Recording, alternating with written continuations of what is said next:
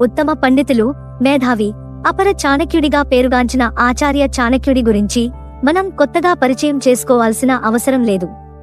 చాణక్యుడు తన జీవితకాలంలో రచించిన ఒక గొప్ప పుస్తకం నీతిశాస్త్రం.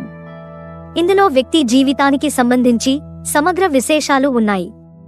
నీతి సూత్రాలు, జీవిత మార్గాలు, ఇలా అనేక కీలక అంశాలను అందులో పేర్కొన్నారు.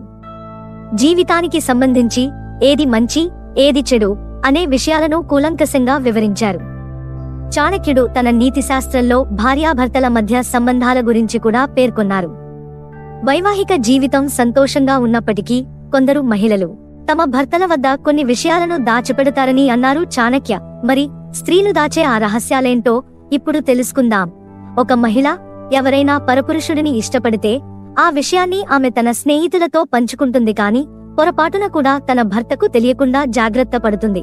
అలాగే ఇంటి పెద్ద అయిన భర్త తీసుకునే నిర్ణయాలన్నింటికీ భార్య అంగీకరిస్తుంది.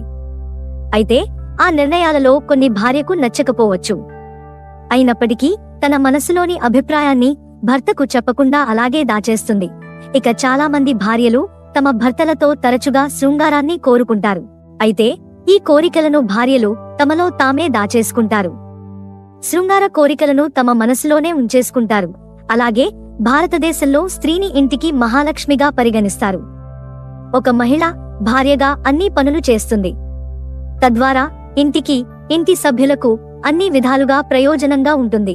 ముఖ్యంగా ఇంట్లో డబ్బు ఆదా చేయడం. ఇది భార్యలు దాచిన మంచి నిజం. ఒక్కోసారి ఈ పొదుపు చాలా ఉపయోగకరంగా ఉంటుంది. చాలా మంది మహిళలు తమ పొదుపు విషయాన్ని భర్తలకు తెలియకుండా జాగ్రత్త పడతారు.